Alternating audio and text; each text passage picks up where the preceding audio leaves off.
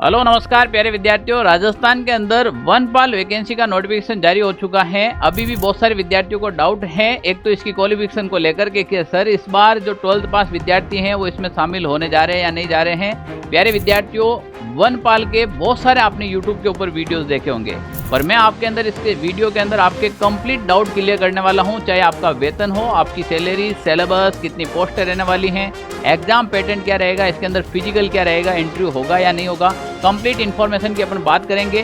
तो A to Z की जानकारी यहाँ पर मिलेगी। इस वीडियो के बाद आपको वनपाल का कोई भी वीडियो देखने की आवश्यकता नहीं, आप बस तैयारी कीजिएगा यहाँ से। प्यारे विद्यार्थियों, यहाँ पर अपन बात करते हैं सबसे पहले इसकी जो डिटेल इन्फॉर्मेशन है उसकी जो PDF मैंने टेलीग्राम ग्रुप में डाल दी है, तो आप टेलीग्राम ग्रुप ज्वाइन कर लीजिएगा। इसका लिंक डिस्क्रिप्शन में डाल रखा है। अब आप विद्यार्थियों के ज़्यादातर जो डाउट्स हैं और हमारे पास भी जो कमेंट्स और मैसेज आते हैं उसमें से भी बहुत सारे डाउट्स हैं। जैसे एक तो सबसे बड़ा डाउट्स आता है आपकी योग्यता को लेकर। एग्जाम डेट आ चुकी है, पोस्टें के बारे में अभी जिक्र करेंगे, शैक्षणिक योग्यता क्या रहेगी, यह सबसे महत्वपूर्ण मुद्दा रहने वाला है। दूसरी बात है शारीरिक दक्षता क्या रहेगी, वेतन, एग्जाम, सिलेबस और एग्जाम डेट, ये कंप्लीट सारी की सारी इस वीडियो के अंदर अपन चर्चा करने जा रहे हैं।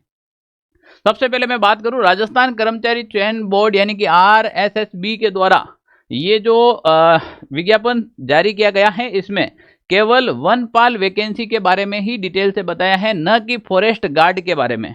वन रक्षक वैकेंसी की न तो फॉर्म डेट आई है और न ही एग्जाम डेट आई है। यहाँ पर केवल वनपाल भर्ती की बात की है। तो सर वनपाल भर्ती कौन फॉर्म फिल कर सकता है, तो मैं बता दूं वनपाल और वन रक्षक ये दोनों वैकेंसी अलग अलग हैं। एक पहला डाउट आपका यहाँ पर क्लियर कर दीजिएगा। अभी वन रक्षक के जो पद आ रखे हैं वो 259 पद आए हैं, जिसमें अनुसूचित क्षेत्र की बात करें तो 46 और गैर अनुसूचित क्षेत्र के 213 पद आ रखे हैं। बहुत बड़ी वैकेंसी है, छोटी वैकेंसी नहीं है। क्योंकि वनपाल आपको समझना होगा कि ये फॉरेस्ट गार्ड नहीं है, ये एक अधिकारी की नौकरी है। आपके कंधों पर स्टार मिलेगा, इसके अंदर वर्दी के साथ में स्टार, ठीक है ना। तो फॉरेस्ट डिपार्टमेंट का ये एक अधिकारी होता है और अधिकारी के कम पद नहीं है भाई। 200 यहाँ पर बात करें तो 59 पदों पर ये आपके वैकेंसी आ रखी है वनपाल की, जिसे फॉरेस्टर के नाम से जाना जाता है। अब रही बात, इसका जो फॉर्म है वो OTR के माध्यम से होगा। अगर आपके OTR नहीं करवा रखा है तो सबसे पहले OTR करवाएगा, और जो इनका आवेदन शुल्क होता है वो विभिन्न कैटेगरी के अनुसार जब आप फॉर्म फिल करेंगे तो आपको पता चल जाएगा। सामान्य है या अन्य पिछड़ा वर्ग के लिए 600 और बाकी की जो कैटेगरी है उनके लिए 400 रुपये तक का रहने वाला है। सबसे इंपॉर्टेंट यहाँ पर है कि अगर आपका OTR नहीं है तो सबसे पहले OTR कराना। दूसरी बात है कि इसके जो फॉर्म है वो आपके आज यानी कि 6/1/2026 से शुरू हो चुके हैं और 4/2/2026 रात्रि तक चलेंगे।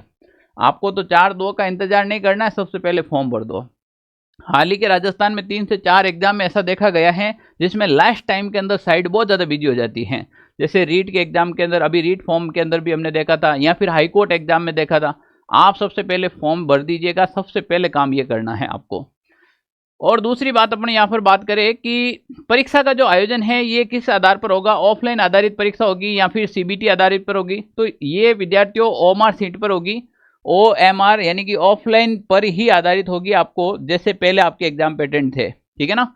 अब यहाँ पर अपन बात करें प्यारे विद्यार्थियों, सबसे इंपॉर्टेंट क्या है, इसमें नॉर्मलाइजेशन की प्रक्रिया अपनाई जाएगी। अब ज़्यादा फॉर्म आते हैं तो ये नॉर्मलाइजेशन तक की बात आती है। मुझे नहीं लगता है कि इसमें इतने फॉर्म भरे जाएंगे, क्योंकि विद्यार्थी की बहुत ज़्यादा इधर उधर है। अगर आपने नहीं भरा तो भर देना, ज़्यादा कंपटीशन नहीं रहने वाला है। अगर पढ़ोगे तो सिलेक्शन हो जाएगा। इसके अंदर पात्रता और शैक्षणिक योग्यता सबसे इंपॉर्टेंट है। यहाँ पर इंपॉर्टेंट इसलिए बन जाती है पात्रता एवं शैक्षणिक योग्यता, शायद आपने अभी नोटिफिकेशन पूरा नहीं पढ़ा होगा। इस नोटिफिकेशन में यहाँ पर एक पॉइंट मेंशन कर रखा है नोट लगाकर कि वनपाल भर्ती में ऐसे अभ्यर्थी आवेदन कर सकते हैं जो वनपाल भर्ती हेतु निर्धारित शैक्षणिक योग्यता के अंतिम वर्ग में सम्मिलित होने वाले हैं या सम्मिलित हो रहे हैं, परंतु वनपाल भर्ती के लिए निर्धारित शैक्षणिक योग्यता वनपाल भर्ती परीक्षा की तिथि से पूर्व अर्जित करनी होगी। एक बात यहां पर यह कह रहे हैं, और दूसरी बात यह कह रहे हैं कि इस भर्ती को CET में शामिल कर दिया गया है। अब CET वर्तमान में तो एग्जाम हुआ नहीं है, इसका मतलब क्या है कि ये जो परीक्षा है, ये पात्रता है इसकी, आपके देखिएगा CET 10+2 परीक्षा उत्तीर्ण होनी चाहिए सीनियर सेकेंडरी की। तो इसके अंदर एक तो आपके 12वीं पास होंगे तभी तो आप CET 10+2 दे पाएंगे। तो जिस विद्यार्थियों ने CET 10+2 का एग्जाम दिया है, और वो भी कौन सा 2024 का एग्जाम दिया है, वो इसके अंदर फॉर्म फिल कर सकता है। इसीलिए कहते हैं बेटा CET का एग्जाम देना बहुत जरूरी है। अब कोई किसी का मन कर रहा है कि नहीं मैं अब वनपाल की तैयारी कर लूँ, अब वो कह रहा है मैं 2024 में नहीं दिया था, अब बताओ तुम कर सकते हो क्या? तुम तो फर्स्ट स्टेप में क्लियर हो गए, यानी कि बिना युद्ध लड़े अपने हथियार नीचे रख दिए। ऐसे काम नहीं करना है, कम से कम हथियार डालो तो कम से कम भरपूर युद्ध करके डालो। अब यहाँ पर सीईटी का एग्जाम नहीं दिया वो विद्यार्थी पछताएंगे, इसके अलावा कुछ भी नहीं हो सकता। पर जिसने सीईटी का एग्जाम दिया उसके लिए गोल्डन चांस है, दोबारा ऐसा मौका नहीं मिलेगा, ठीक है ना। ये आपके यहाँ पर रहेगा। दूसरी बात है कि मुख्य परीक्षा में उपस्थित होने से पहले जहां लिखित परीक्षा और साक्षात्कार के 2 चरणों के माध्यम से चयन किया जाता है, ये सब के अलग अलग होते हैं इसमें। अब देखो यहां पर क्या प्रोसेस रहेगा ये समझना जरूरी है। जैसे आप रिटन एग्जाम करेंगे तो आपका फिजिकल होगा, फिजिकल के अंदर सबसे इंपॉर्टेंट है हाइट। ऊंचाई पुरुषों के लिए 163 सेंटीमीटर रहेगी और महिला के लिए 150 सेंटीमीटर की रहेगी।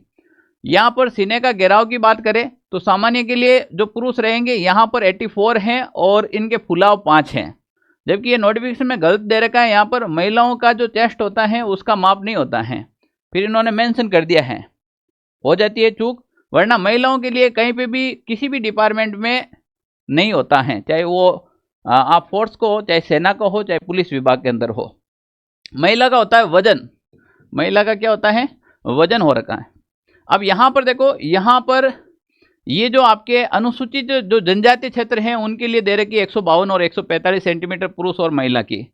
इसके बाद पुरुष महिला अभ्यर्थी की बात करें तो यहाँ पर पुरुष 25 सेंटीमीटर पैदल चाल होती है और महिलाओं के लिए 25 किलोमीटर पैदल चाल या महिला के लिए 16 किलोमीटर पैदल चाल होती है। तय समय के अंदर ये करनी होती है। ये केवल और केवल आपको क्वालिफाई करना पड़ता है, क्वालिफाई, इसका कोई भी नंबर नहीं जुड़ता है, आपको सबको क्वालिफाई करना है, सबके बराबर नंबर मिलते हैं, सबके बराबर मार्क्स होते हैं। यहाँ पर अपन प्यारे विद्यार्थियों बात करें वेतनमान क्या रहेगा। वेतनमान तो सबको कंफ्यूज कर रखा है, जब से यह 8वां वेतन आया है सेंट्रल लेवल में, 8वां वेतन आयोग नए साल से शुरू हो चुका है। अब रही राज्य सरकार बहुत जल्द कर देगी। पे मैट्रिक 8 लेवल की वैकेंसी है, बहुत बड़ी वैकेंसी है। फिलहाल के टाइम अगर मैं बात करूं तो अभी भी आपको लगते ही कम से कम ट्रेनिंग पीरियड के बाद 40 से 50 हज़ार के बीच में सीधी सैलरी मिलेगी। जैसे ये 8वां वेतन आयोग आएगा तो कम से कम ये 80-85 के आसपास में तो 90 तक चली जा सकती हैं। तो वेतनमान तो आपको सोचने की जरूरत नहीं है। माधव कर्म करो, आप तो कर्म अच्छे करोगे फल अच्छा से अच्छा मिलेगा। यानी कि आप कितना पढ़ सकते हो सिलेक्शन ले लो, वेतन सरकार का काम है। हर साल महंगाई बढ़ता है, हर साल एचआर बढ़ता है, खूब सारी चीजें बढ़ती हैं, इसीलिए तो गवर्नमेंट नौकरी का यही तो फायदा है। एग्जाम पैटर्न देखो, पहले तो ऐसे ही सिलेबस जिस समय पहले, इससे पहले जो वन पाल रक्षक दोनों एक साथ में इसका नोटिस आया था उस समय केवल ये सिलेबस डाल रखा था कि 100 प्रश्न आएंगे, 100 अंक का रहेगा और 2 घंटा टाइम रहेगा, 1/3 की नेगेटिव मार्किंग रहेगी और ऑब्जेक्टिव टाइप के प्रश्न रहेंगे। तो 100 प्रश्न 100 नंबर, यानी कि एक प्रश्न 1 नंबर का रहेगा, 1/3 नेगेटिव मार्किंग रहेगी।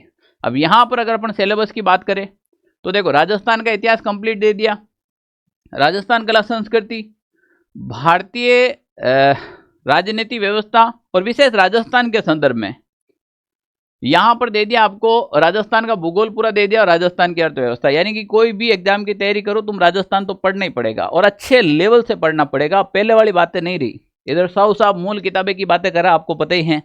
तो अगर कोई टीचर ढंग का पढ़ा रहा है तो आपको कहीं पे भी भटकने की आवश्यकता नहीं है, बाकी के सब कंटेंट वही है। दैनिक विज्ञान पूरी दे रखी है, इसके अंदर गणित 15 अंक की दे रखी है। राष्ट्रीय एवं राजस्थान राज्य, मतलब राजस्थान राज्य यानी कि समसामयिक की घटना है वो आपके राष्ट्रीय और पारदेशिक यानी कि राजस्थान लेवल की, स्टेट लेवल की और नेशनल लेवल की दोनों दे रखी है इसके अंदर। अब प्यारे विद्यार्थियों रही बात इसके परीक्षा तिथि की, सिलेबस आपने देखा बहुत इजी सिलेबस है, पर पढ़ने वाले का सिलेक्शन होगा क्योंकि मैथ पूरी कवर करनी पड़ेगी, राजस्थान पूरा कवर करना पड़ेगा, पॉलिटिकल साइंस पूरी कवर करनी पड़ेगी, दैनिक विज्ञान कंप्लीट और करंट अफेयर्स तो पढ़ना पड़ेगा और अच्छे से पूरी एक रणनीति, सटीक रणनीति के साथ पढ़ोगे तब तैयारी होगी।